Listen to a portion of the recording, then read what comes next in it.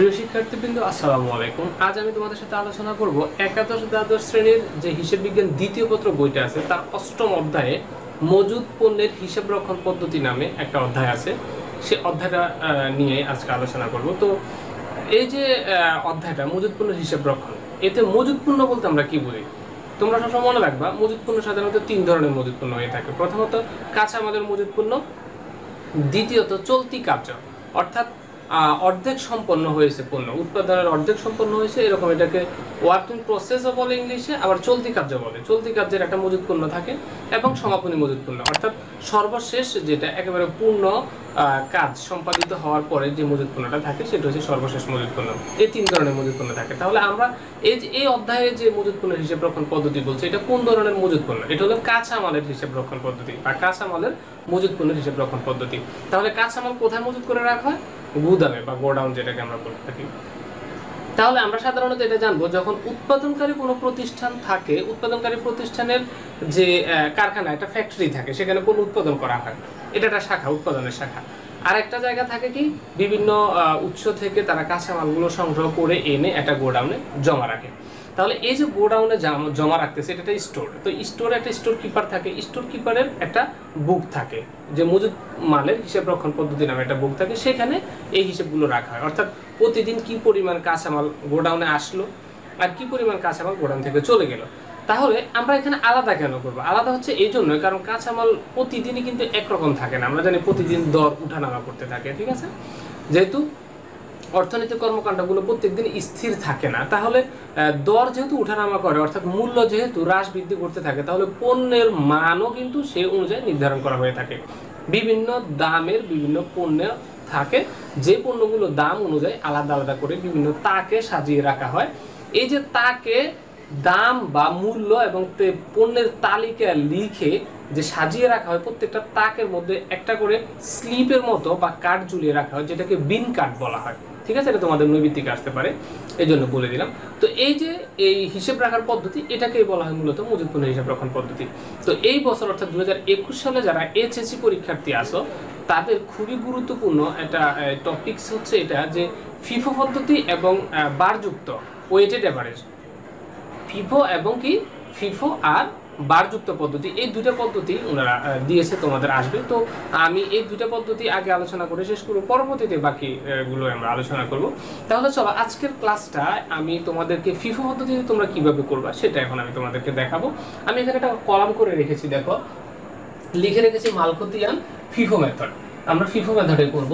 আর এই যে কলামটা, এই পুরো একটা মজুদ পণ্যের হিসাব রক্ষণ পদ্ধতির কলাম, এখানে প্রথমে করে লিখতে হবে সর্বোচ্চ মাত্রা, সর্বনিম্ন মাত্রা এবং পূর্ণ পরমায়শের সীমা। তারপরে এইখানে এই তিনটা কথা লিখতে হবে: মালের বিবরণ, কোড নং এবং বিন নং বা বিন কার্ড নং, তোমরা যেটাই লেখো। তো গড়টা হচ্ছে এরকম, একটা তারিখের কলাম থাকবে, একটা বিবরণ থাকবে, এখানে আগমন, ক্রয়, প্রাপ্তি, তোমরা যেটা লেখো, যে কোনো একটা লিখবা পরীক্ষায়। তারপরে এই ক্ষেত্রে নির্গমন, ইস্যু, প্রদান, বিক্রয়, যেটাই থাকো, বইতে অনেক সময় বিক্রয় থাকে, অনেক সময় ইস্যু থাকে, যেটা তোমরা লেখো, সমস্যা না, আমি দেখিয়ে দিয়েছি, এর বাইরে আর থাকার সম্ভাবনা নেই। আর এখানে হচ্ছে উদ্বৃত্ত।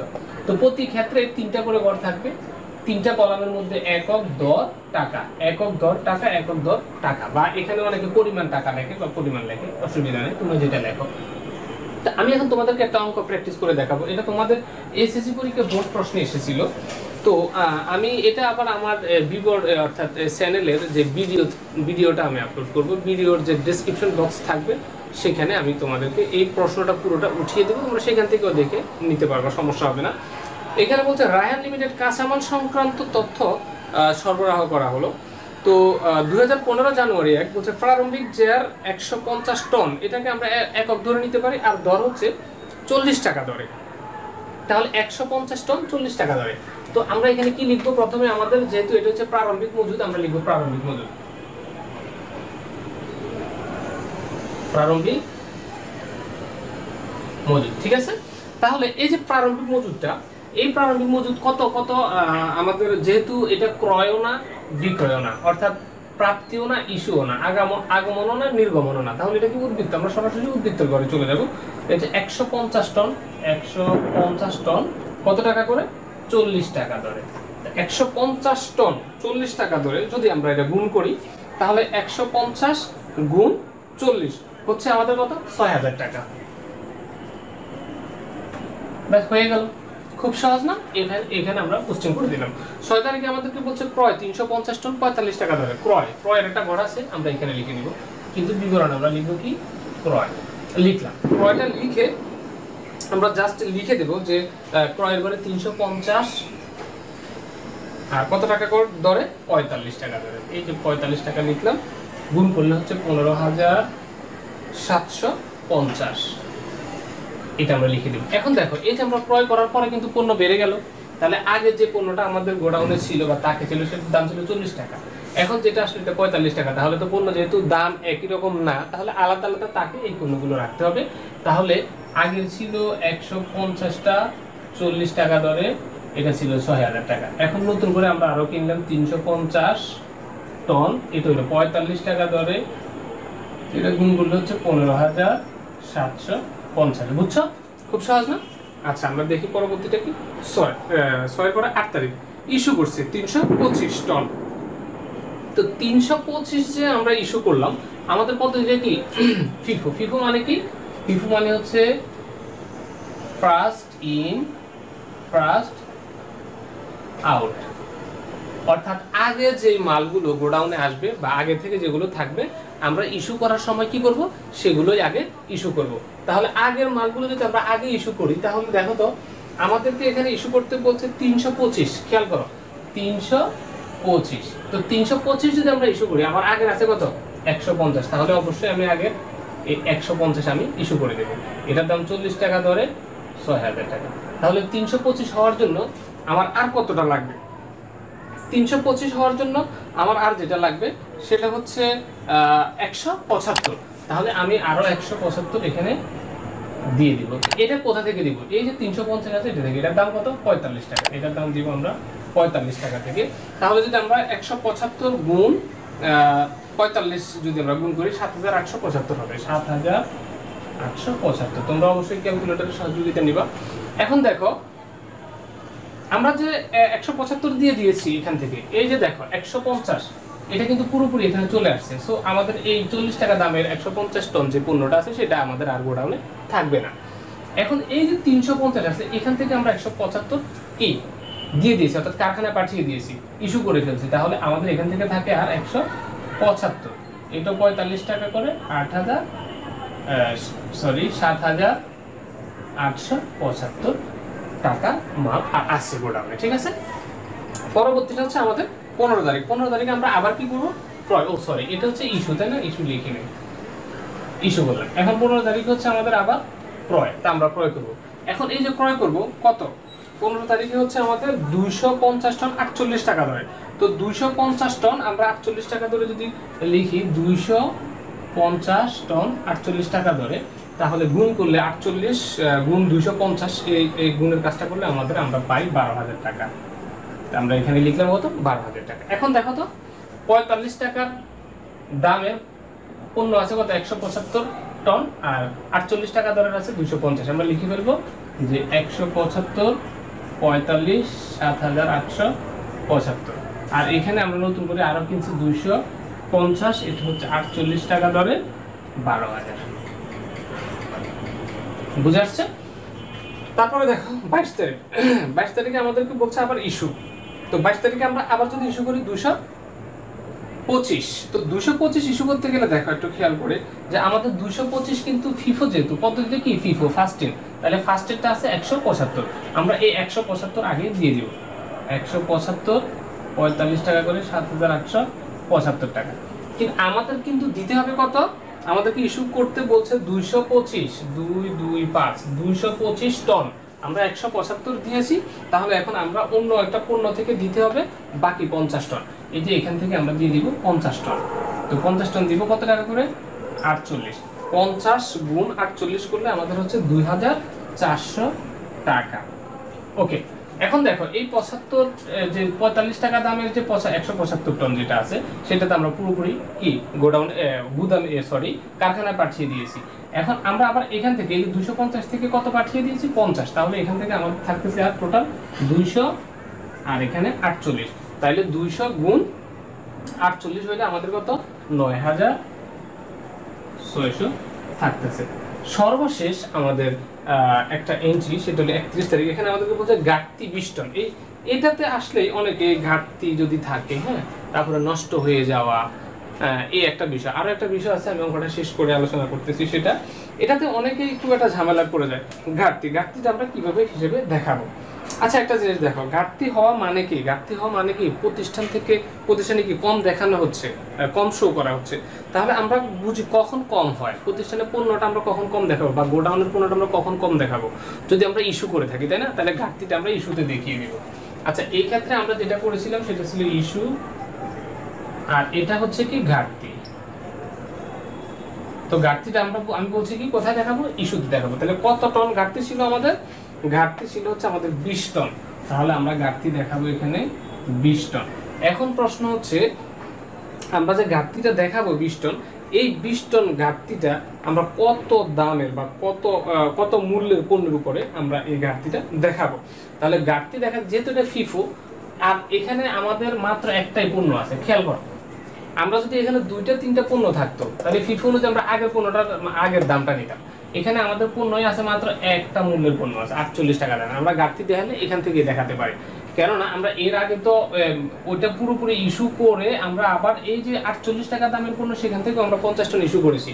তাহলে আমরা এই 20 টন যদি আমরা ঘাটতি দেখাই, তাহলে 48 থেকে দেখাবো। তাহলে 48 টাকা পণ্য আমরা কি করলাম? ঘাটতি দেখালাম। এই ঘাটতি তাহলে কত হচ্ছে? 960। এখন দেখো, ঘাটতি দেখানোর পরে এখানে থাকতেছে আমার কত? 180। তাহলে আমরা লিখবো কত? 180। এই যে এখানে আমরা লিখবো 48 টাকা দরে। এই যে আমরা 180 গুণ 48 গুণ করলে হচ্ছে 8440, 8640।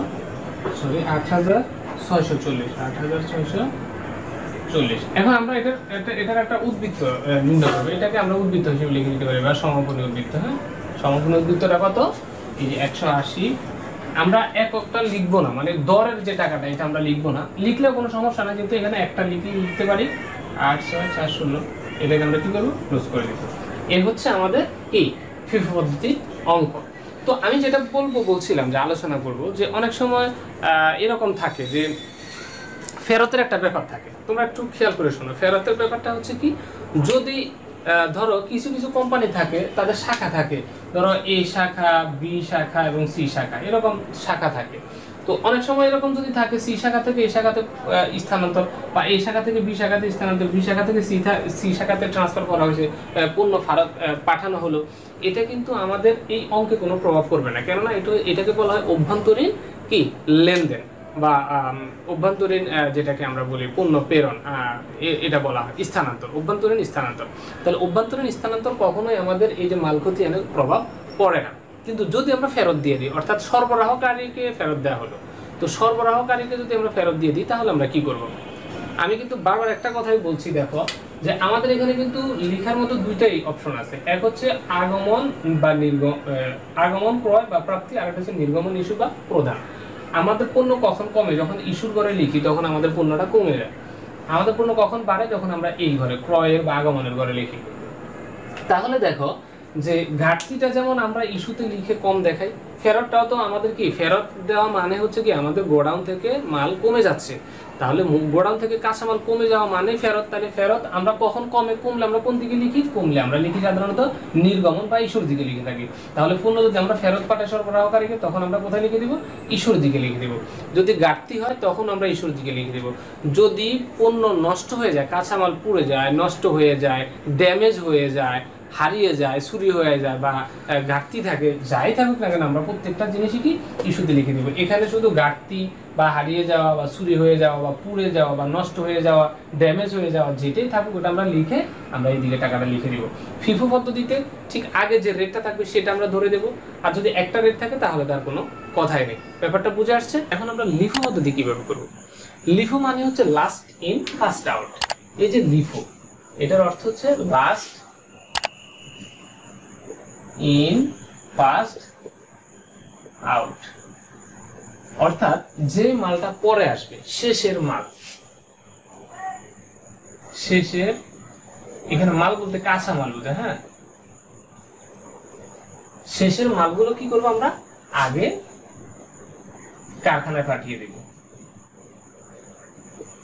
তাহলে শেষের মালগুলো আমরা আগেই কি কারখানা পাঠিয়ে দেব। আমরা জানি আমাদের এই মজুদ পণ্যের হিসাব রক্ষণ মূলত আসলে গোডাউন, যেটা গুদাম ঘর যেটা আমরা বলে থাকি, এই গুদামের একটা হিসাব। আমরা প্রথমে প্রকৃতি থেকে কাঁচামালগুলো সংগ্রহ করে নিয়ে আসি, এই কাঁচামালগুলো এনে আমরা গোডাউনে জমা করে রাখি। গোডাউন থেকে অবশেষে আমরা স্টেপ বাই স্টেপ আস্তে আস্তে ক্রমে ক্রমে কারখানায় নিয়ে যাই, কারখানায় সেগুলোকে আমরা চূড়ান্ত পণ্যে রূপদান করি। এই হচ্ছে আমাদের উৎপাদন প্রক্রিয়ার কাজ। এই যে আমাদের মজুদ পণ্যের হিসাব রক্ষণটা কিন্তু উৎপাদন প্রক্রিয়ার কাজের একটা স্টেপ, কাঁচামালগুলো সংগ্রহ করে এনে জমা করে রাখার একটা স্টেপ জাস্ট। তো আমরা এখান থেকে কি করব দেখো, তো ফিফো পদ্ধতিতে আমরা যেভাবে করব, আমরা মাল খতিয়ান করার একটা মাত্র নিয়ম সিস্টেম কলাম। আমরা গড় পদ্ধতিতে করি, ফিফো পদ্ধতি করি, লিফো পদ্ধতি করি, যে পদ্ধতি করি না কেন আমাদের কলাম কিন্তু এরকম ভাবে করতে হবে। তো এই ক্ষেত্রে তোমরা মাথায় রাখবা এই জিনিসগুলো কিন্তু পরীক্ষা খাতায় লিখতে হবে, যে সর্বোচ্চ মাত্রা, সর্বনিম্ন মাত্রা, পুনঃপরমাণ, এগুলো কোনো কাজ নেই, কিন্তু তোমরা লিখে দিতে হবে। তারপরে মালের বিবরণ থাকবে, যে কি কি মাল এখানে থাকতেছে, কোড নং এবং বিন নং। এই বিন নং বলতে আসলে বোঝায় এই যে পণ্যগুলো তোমরা অবশ্যই তোমাদের বাসায় বুক সেলফ আছে, আচ্ছা, তো বুক সেলফে কিন্তু প্রত্যেকটা সেলফে কিন্তু একেবারে ভ্যারাইটিজ আকারের বই তোমরা রাখো না, এক একটা সেলফে তুমি তোমার সুবিধা মতো বইগুলো রাখো। তাহলে এই যে গোডাউনের হিসেব যে ব্যক্তি করবে, স্টোর কিপার যিনি হিসেব করে, উনিও তো উনার যে সুবিধা মতো বই যে পণ্যগুলো আছে কাঁচামালগুলো সাজিয়ে রাখে, যেন উনি খুব সহজে, একজন এসে বললো যে অমুক মালটা আমার লাগবে, কাঁচামাল লাগবে, উনি সহজে যেন দিতে পারে। স্টোর কিপারের কাজ হচ্ছে এভাবে সুন্দর করে সাজিয়ে রাখা। তো সেখানে ঝুলিয়ে রাখে ছোট ছোট ছোট ছোট কার্ডগুলোকে সুতার মাধ্যমে বেঁধে প্রত্যেকটা তাকে আলাদা আলাদা ভাবে ঝুলিয়ে রাখা। এগুলো হচ্ছে বিন কার্ড। এখানে লেখা থাকে যে কোন পণ্য, রেট কত, ওগুলো লেখা থাকে, এটাকে বিন কার্ড বলা হয়। ওকে, তাহলে তোমরা এটা সম্পর্কে বুঝতেই পারলা। হ্যাঁ, চলো আমরা তাহলে অঙ্ক শুরু করি। আমরা প্রথমে যে অঙ্কটা আমরা এখন করবো সেটা প্রশ্নটা আমি তোমাদেরকে শোনাচ্ছি। এটা একটা বোর্ডে আসছিল, তো আমি চেষ্টা করি সবসময় যে অঙ্কগুলো সমাধান করব সেগুলো যেন অন্তত বোর্ড প্রশ্ন সমাধান করি, তোমাদের জন্য খুবই কাজে লাগবে। এখানে আমাদেরকে প্রথমে বলছে ফেব্রুয়ারি 1, 2015 সালে ফেব্রুয়ারি প্রারম্ভিক যে 500 একক, এটা প্রত্যেকটার দাম হচ্ছে কত, 3 টাকা করে। তাহলে আমরা ফেব্রুয়ারির 1 তারিখগুলো আমি আগে লিখে রেখেছি। আমাদের এখানে প্রারম্ভিক মজুদ আমরা লিখবো প্রারম্ভিক মজুদ, প্রারম্ভিক মজুদ। ওকে, তো প্রারম্ভিক মজুদ কত, এখানে আগমন বা ক্রয়ও আসবে না, বিক্রয় বা ইস্যুতেও আসবে না। প্রারম্ভিক মজুদটা হচ্ছে আমার উদ্বৃত্তের একটা অংশ, সেটা আমি উদ্বৃত্তে লিখে দেবো। আমার এখানে 500 একক ছিল, আমি জাস্ট 500 একক লিখে দিলাম, 3 টাকা করে, 3 × 5 = 15, অর্থাৎ 1500 টাকা লিখে দিলাম, শেষ। এটার কাজ কিন্তু আমার শেষ। আচ্ছা, তারপরে বলছে আমাকে ফেব্রুয়ারি 6 ক্রয় করছে 600 একক, 3 টাকা 20 পয়সা করে। তাহলে আমি 6 তারিখে লিখবো ক্রয়, যেহেতু আমি ক্রয় করলাম। ওকে, ক্রয় লিখলাম। দেখো ক্রয়ের ঘর এটাই, তাই না? ওকে, তো ক্রয়ের ঘরে আমরা লিখে দেবো কত একক, 600 একক, 3.20 মানে 20 টাকা করে। তাহলে আমরা লিখলাম 600 একক পণ্য আমরা কিনলাম, টাকা হচ্ছে কত, 3.20। তো 600 যদি আমি 3.20 হারে কিনি তাহলে হচ্ছে আমার 1920 টাকা। 1000 তোমরা গুণ করে দেখবে 1920 টাকা। এখন দেখো এটা আমি কিভাবে হিসাব করবো, একটু খেয়াল করো। আমার আগের পণ্য আছে কত, গোডাউনে কত 500 একক পণ্য আছে, 3 টাকা করে 1500 টাকা দামের পণ্য আছে। এখন দেখো তো, আমি আবার যে নতুন করে 600 একক পণ্য কিনলাম 3 টাকা 20 পয়সা করে, 1920 টাকা। এইটা আমি কোথায় হিসাব করব? আমার তো এই উদ্বৃত্ত বলতে এটাই আমার, এগুলো হচ্ছে তাক, তাই না? আচ্ছা, এটাই হচ্ছে আমার গোডাউন।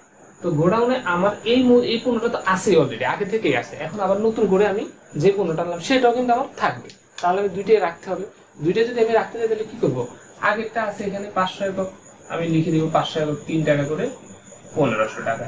এখন নতুন করে যেটা আসলো এটা নিচে বসে যাবে, 600 একক 3 টাকা 20 পয়সা করে, 1920 টাকা। বুঝে আসছে তো? জাস্ট এটাই মনে রাখবা। ক্রয় করলে কিন্তু কোনো ঝামেলা নেই, জাস্ট বিক্রি যখন করবো বা আমরা ইস্যু যখন করবো তখনই কিন্তু আমাদের ফিফো বলতে যা বুঝে লিফোতে যা হয়, জাস্ট বিক্রয় করতে গেলে বা ইস্যু করতে গেলে আমাদের ঝামেলা হয়। ওকে, 14 তারিখে বলছে ফরমাইশ প্রদান, সরি 9 তারিখে বলছে ফরমাইশ প্রদান। আমরা জানি ফরমাইশ প্রদান করা এটা আসলে কোনো লেনদেনের মধ্যে পড়ে না, সো এটা কি লেনদেন হবে না বা এখানে আসার কোনো সম্ভাবনা নেই। 14 তারিখে আমাদেরকে বলছে ইস্যু করা হলো 900 একক, ইস্যু করছি আমরা, তাহলে আমরা লিখবো ইস্যু। ওকে, আমার ইস্যুর একটা কলাম আছে, আমি লিখবো। তাহলে ইস্যু যে আমি করলাম 900, দেখো তো আমার 900 নাই কিন্তু একসাথে। এখন 900 নাই বলতে আমার এখানে 500 600 1100 পণ্য আছে, 1100 একক পণ্য আছে, তাহলে আমি 900 তো দিতে পারবো। কিন্তু প্রবলেম কোথায় দেখো তো, আমার যে এই যে 900 একক আমি এখান থেকে দিব, আমার একই রেটের মাল কিন্তু আমার এখানে নেই। দুইটা মাল আছে, দুই রেটের মাল আমার এখানে আছে, তাহলে আমি যে কোনো এক রেটের মাল দিয়ে আমি 900 ফিল আপ করতে পারবো না, তাহলে আমি দুইটা থেকেই পণ্য দিতে হবে। তাহলে আমার পদ্ধতিটার নাম হচ্ছে লিফো। লাস্টের পণ্য কয়টা আছে? 600 একক পণ্য আছে লাস্টেরটা, তাহলে আমি লাস্টেরটা আগে দিয়ে দিব। তাহলে আমি লাস্টেরটা লিখলাম এখানে 600 কত টাকা? 3 টাকা 20 পয়সা করে, তাহলে দাম পড়তেছে আমার 1920 টাকা। এখন দেখো তো আর কত লাগতেছে এটাতে 900 বানানোর জন্য? 300, তাহলে 300 দিলে তো কি হচ্ছে 900 হয়ে যাচ্ছে না? ওকে, এখন যে 300 আমি দেবো সেটা কিন্তু উপরেরটা থেকে দিতে হবে। এটা কত টাকা করে? 3 টাকা করে, তাহলে 3 3 900। ব্যাপারটা কি বুঝে আসছে? আচ্ছা, এখন দেখো এই 600 তো পুরো চলে আসলো নাকি? তো 600 যেহেতু পুরো চলে আসলো, কিন্তু আমার উদ্বৃত্তে আর 600 কিন্তু নেই। আর কি আছে এখন? এই 3 টাকা দামের পণ্য আছে। কতটি আছে? যেহেতু 300 আমি দিয়ে দিয়েছি, আর থাকে মাত্র 200। কত? 3 টাকা, তাহলে 600। বুঝে আসছে ব্যাপারটা? এভাবে আমাদেরকে অঙ্ক করতে হবে। ওকে, এখন আমরা দেখি 21 তারিখে বলছে ফরমাইশকৃত মাল গ্রহণ, অর্থাৎ একটু আগে যেটা আমরা ফরমাইশটা প্রদান করছি, আমি বললাম যে 9 তারিখে আমরা ফরমাইশ প্রদান করছি, সেখানে আমি ফরমাইশ প্রদান করছি 400 একক পণ্যের জন্য, এবং দাম আমি যে পণ্যের জন্য আমি অর্ডার করেছিলাম সেই পণ্যটা ছিল 3 টাকা 30 পয়সা। সেই পণ্যটাই আমি এখন এনেছি, মানে ক্রয় করেছি। তাহলে আমি এখানে লিখবো ক্রয়। ওকে, কত একক পণ্যের জন্য আমি আবেদন করেছিলাম? 400, 3 টাকা 30, তাহলে 400 3 টাকা 30 পয়সা। এখন এই যে 400 3 টাকা 30, দাম কত হচ্ছে? দাম হচ্ছে গুণ করলে 1320 টাকা। দেখো আমার এখন গোডাউনে কত আছে? 200 একক আছে, 3 টাকা দামের 600 টাকা। নতুন পণ্য আসলো আমার 403 টাকা 30 পয়সা করে, দাম হচ্ছে 1320 টাকা। বুঝে আসছে? খুব সহজ না? খুব সহজ। আচ্ছা, এই গেল 21 তারিখের কাজ। 26 তারিখে আমাদের কি করছে? ইস্যু করছে কত? 350। এখন আমি লিখবো ইস্যু করা হলো 350, তাহলে লিখলাম ইস্যু। ওকে, কত? 350।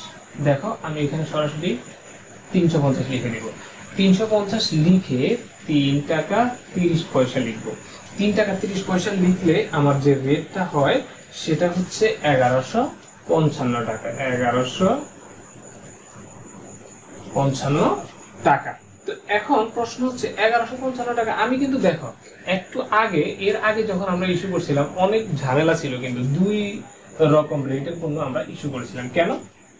কারণ একসাথে আমার 900 একক পণ্য ইস্যু করা লাগছে, আর আমার পদ্ধতি ছিল লিফো। লিফোতে আমার 900 ছিল না, আমি এরপরে উপরে চলে গেছি। এখন দেখো এই ক্ষেত্রে আমরা এসে 300 একক মাল আমরা ইস্যু করেছি, যার দাম 3 টাকা 30 পয়সা। আমার লাস্ট ইন যেটা হয়েছিল, লাস্ট ইন হয়েছিল 400 একক পণ্য, সেখান থেকে আমি 300 একক কি করলাম? ইস্যু করে দিলাম। দাম কত ছিল? 3.30 টাকা, গুণ করলাম 1155। আমার কিন্তু ছিল 400, সো আমি 400 থেকে 350 অনায়াসে ইস্যু করতে পারি বলে আমি আর উপরে যাওয়া লাগলো না, বা আগের যে পণ্য ছিল সেখানে যাওয়া লাগলো না।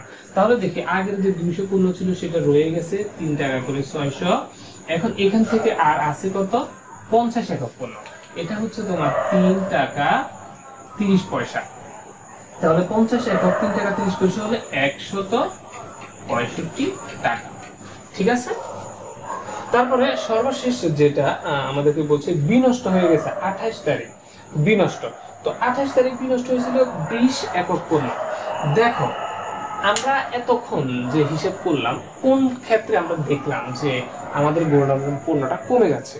কি করলে গোডাউনের পণ্যটা কমে? একটু খেয়াল করো ভালো করে। এই অনেকেই আমাদের এই অঙ্কটা কিন্তু অধিকাংশ স্টুডেন্ট পারে, কিন্তু যখনই শুনে বিনষ্ট হয়ে গেছে, ড্যামেজ হয়ে গেছে, নষ্ট হয়ে গেছে, চুরি হয়ে গেছে, বা হিসেবে গরমিল হয়েছে, অথবা কম পণ্য কম হচ্ছে, এই হিসেবগুলো করতে গেলে তারা কিন্তু তালগোল পাকিয়ে ফেলে, একটু ঝামেলায় পড়ে যায়। একটা জিনিস দেখবে, তুমি মাথায় রাখো, খুব সহজে পারবা আমার বিশ্বাস, যে আমরা এই ক্ষেত্রে যে 3টা ঘর আছে, একটা হচ্ছে ক্রয় বা আগমন, নির্গমন বা বিক্রয়, উদ্বৃত্ত। এটা নিয়ে তো আমাদের কোনো কথা নাই, এখানে তো জাস্ট পণ্য কি পরিমাণ আসছে বা নাই সেটা আমরা বুঝতে পারি।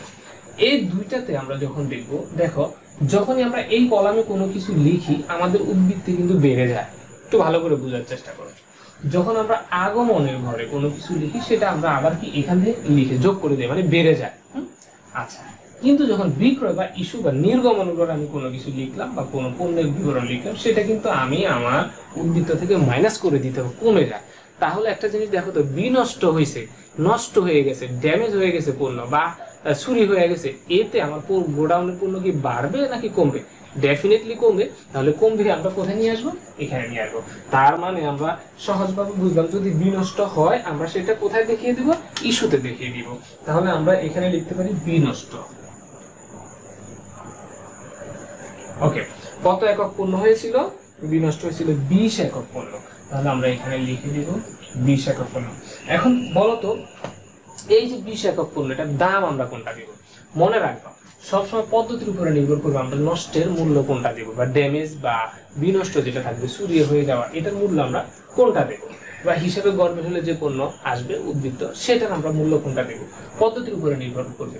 এটা যেহেতু লিফো পদ্ধতি, তাহলে আমরা অবশ্যই লাস্টের দিকে তাকাবো। এখান থেকে আমরা দিয়ে দেব 3.30। তাহলে এই যে 3.30 মানে এতে আমাদের দাম কত দাঁড়াচ্ছে? মানে এটা হচ্ছে কিন্তু আমার রেট, হ্যাঁ, আর 20, তাহলে 6 অর্থাৎ 66 টাকা আমার কি বিনষ্ট হয়ে গেছে। পণ্য নষ্ট হয়েছে কয়টা? 20টা। দাম ছিল 3.30, 66টা পণ্য নষ্ট হয়ে গেছে। তাহলে আমার উদ্বৃত্তের এবারে কি ধরনের প্রভাব পড়লো? উদ্বৃত্তে আছে 200, এখান থেকে 20 চলে গেলে থাকে 30, আর এটা 200টা ছিল 3 টাকা করে, 600, আর এখানে থাকে আর 99 টাকা। এখন উদ্বৃত্তে আমরা কি করবো? দেখো, উদ্বৃত্তে আমি লিখে রেখেছি। উদ্বৃত্তে আমরা জাস্ট এখানে লিখবো 230 পণ্য আছে। এটা নট এসেনশিয়াল, হ্যাঁ, এটা তুমি দিলেও দিতে পারো, না দিলেও কোনো সমস্যা নেই, উদ্বৃত্ত দেওয়ার দরকার হয় না। সরি, এখানে রেটটা লিখে নেই 3.30। মনে রাখবা, ফিফো পদ্ধতি এবং লিফো পদ্ধতির উদ্বৃত্ত নির্ণয় করতে কখনোই আমরা এককের কোনো উদ্বৃত্ত করবো না। আমরা শুধু রেট মানে দরের কোনো উদ্বৃত্ত আমরা করবো না, আমরা জাস্ট এককের আর টাকার উদ্বৃত্তটা করে ফেলবো। তাহলে 699, এই হচ্ছে আমাদের উদ্বৃত্ত। তো আমি আশা করি তোমরা অঙ্কটা খুব ভালোভাবে বুঝতে পেরেছো, এবং এই ধরনের যে কোনো অঙ্কই থাকুক না কেন তোমরা করতে পারবা। আমরা যেটা করবো সেটা হচ্ছে বারযুক্ত গড় পদ্ধতি। আরেকটা কথা আমি বলে রাখি, যারা 2021 সালের এসএসসি পরীক্ষার্থী আছো, তাদের সিলেবাসে তোমরা দেখছো নিশ্চয়ই যে ফিফো পদ্ধতি এবং বারযুক্ত গড় পদ্ধতি জাস্ট পরীক্ষায় আসবে, এই দুইটা থেকে। সো যে অঙ্কটা আমি আলোচনা করতেছি 100% সেটা পরীক্ষায় আসবে। আমি এখন যেটা আলোচনা করবো বা তোমাদেরকে করে দেখাবো অঙ্কটা, সেটা অবশ্যই একটা বোর্ড প্রশ্নে এসেছিল এসএসসি পরীক্ষায়, সেটা নিয়ে আমি আলোচনা করতেছি। চলো তাহলে কথা না বাড়ি আমরা অঙ্কে চলে যাই। আমি প্রথম ভিডিওতে কিন্তু এরকম একটা কলাম করে দেখিয়েছি বা সেটার আলোচনা দিয়েছি, তারপরও এখন আমি বলতেছি যে আমরা ঠিক এরকম একটা কলাম করব। সর্বোচ্চ মাত্রা, সর্বনিম্ন মাত্রা, পূর্ণ পরমায় সীমা, তারপরে মালখতিয়ান হিসাব, বা এখানে আমরা লিখলাম বারযুক্ত গড় পদ্ধতি। তোমরা অবশ্যই যে ব্যক্তির নাম বলে থাকবে বা প্রতিষ্ঠানের নাম বলে থাকবে সেটা উপরে দিয়ে দিবে।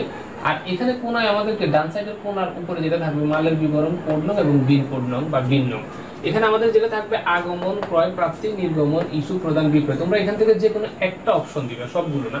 উদ্বৃত্ত একক দর টাকা, প্রত্যেকটাতে একক দর টাকা, 3টা করে এখানে বিবরণ, অর্থাৎ কোন ঘটনা কি ঘটতেছে, কি ক্রয় করতেছে নাকি ইস্যু করতেছে, নাকি ঘাটতি হচ্ছে নাকি চুরি হচ্ছে নাকি হারিয়ে যাচ্ছে নাকি ড্যামেজ হয়ে গেছে পণ্য, সেগুলো আমরা এখানে লিখব।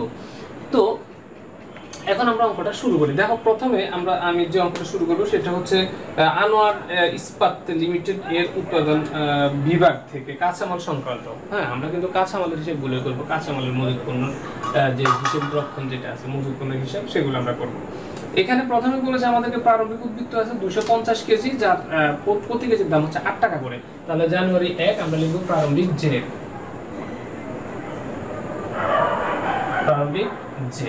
তো প্রারম্ভিক জেডটা দেখো, এটা কিন্তু আগমনও না, ক্রয়ও না, প্রাপ্তিও না, নির্গমন না, ইস্যুও না, প্রদানও না। তাহলে এটা কি শুধুই উদ্বৃত্ত, যে মানে উদ্বৃত্ত। তাহলে উদ্বৃত্তের ঘরে চলে আসবে। আমাদেরকে বলছে 250 কেজি 8 টাকা করে, 250 কেজি 8 টাকা করে। তো 250 কেজি 8 টাকা করে যদি আমরা গুণ করি, তাহলে আমাদের হচ্ছে কত? 2000 টাকা। এই হচ্ছে আমাদের হিসেব। তারপরে পরেরটা আমরা দেখি। তারপরে আমাদেরকে 9 তারিখে বলছে কাঁচামাল ক্রয় 400 কেজি, প্রতি কেজি 9 টাকা করে। আমরা অবশ্যই লিখবো এখানে ক্রয় 400, এটা ক্রয়ের ঘর, 400 9 টাকা করে, 4 9 36, 3600 টাকা। তো যেহেতু এটা 3600 টাকা আসছে, এখন আমরা কি করব দেখো, বারযুক্ত গড় পদ্ধতি কিন্তু একটু ভিন্ন রকম। বারযুক্ত গড় পদ্ধতির নিয়মটা দেখো, প্রথমে আমরা এককটাকে, আমরা যে দর লিখবো এখানে, দরই মূলত আমাদের যত কাজ। আমরা কিভাবে করব, একক একক যোগ, তাহলে একক হচ্ছে এখানে কত 400, আর একক হচ্ছে এখানে 250, তাহলে 400 আর 250 যোগ করলে হচ্ছে কত 650। তাহলে আমরা এখানে লিখতে পারি কি 650 আমরা লিখবো নিচে, ভগ্নাংশের নিচে। আর টাকা হচ্ছে দেখো এখানে কত 2000 টাকা, আর এখানে আছে 3600 টাকা, তাহলে হচ্ছে 5600, আমরা লিখবো 5600। এখন কি আমরা 5600 কে যদি আমরা এই যে 650 দিয়ে যদি আমরা কি করব ভাগ করে দিই, তাহলে আমাদের রেটটা চলে আসবে। আর রেটটা হচ্ছে আমাদের কত 8.6154, 8.6154, এটা তোমরা লিখে নিবা। আর টাকাটা আমরা লিখে নিই 5600, আর এখানে হচ্ছে কত 650। তোমরা দেখবে এই 5600 কে 650 দিয়ে ভাগ করলে 8.6154 এটাই আসবে। ঠিক আছে, কিভাবে বললাম বুঝছো তো? এককে একক যোগ, টাকা টাকা যোগ, তাহলে টাকা টাকা যোগ করার পরে যেটা হবে সেটা এককের যোগফল দিয়ে আমরা কি করব ভাগ করে দিব, তাহলে আমাদের অঙ্কটা হয়ে যাচ্ছে। এখন আমরা 15 তারিখে ইস্যু করব, কারখানা ইস্যু, কারখানা ইস্যু, তাহলে আমরা লিখলাম ইস্যু। এখন কত একক, আমরা 450 একক, দাম তো আমাদের একটাই 8.6154।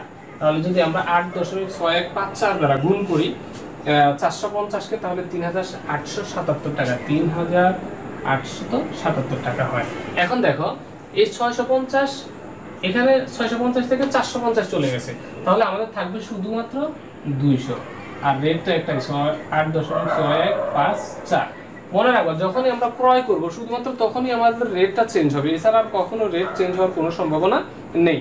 থাকতে আমাদের 1723 টাকা। ওকে, বুঝতে পারছো? এখন যদি আমরা আবার ক্রয় করি তাহলে আমাদের কিন্তু এই রেটটা আবার চেঞ্জ হয়ে যাবে। কিভাবে দেখো, এখন আমাদের 21 তারিখে আবার বলছে কাঁচামাল ক্রয়, তাহলে আমরা লিখবো ক্রয়। ওকে, তাহলে ক্রয় হচ্ছে আমাদের 300 কেজি। 300 কেজি আমরা ক্রয় করলাম কত টাকা, 300 কেজি 10 টাকা ধরে, তাহলে 3000। ওকে, এখন আবার কি, আবার সেম কাজ, আমরা কিভাবে করব, তাহলে 300 আর 200 হয় কত, ভগ্নাংশ নিচে আমরা লিখবো 500, আর টাকা হচ্ছে 1723 আর 3000, তাহলে কত হচ্ছে 4723।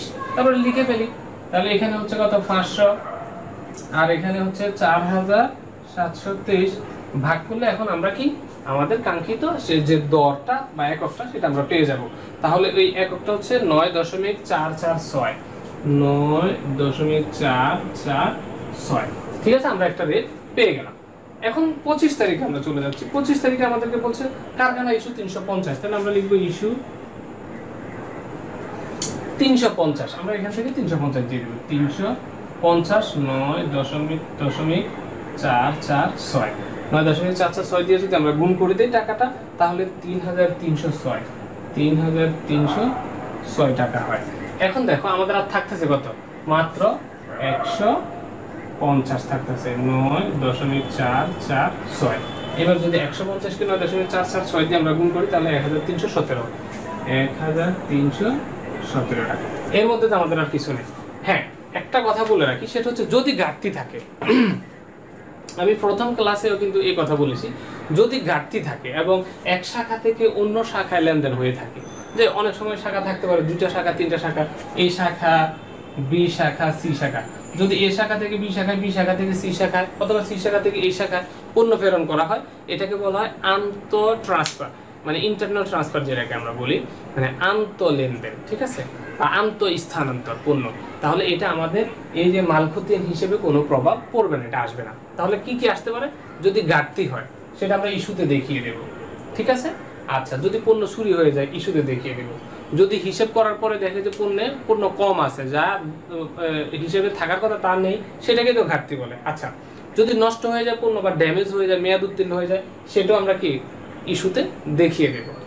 যদি আমরা পণ্য সরবরাহকারীকে ফেরত পাঠাই, খেয়াল করো, কারখানা থেকে গোডাউনে ফেরত আসছে এটা না, যদি আমরা সরবরাহকারীকে ফেরত পাঠাই তখনও কিন্তু আমরা ইস্যুতে দেব।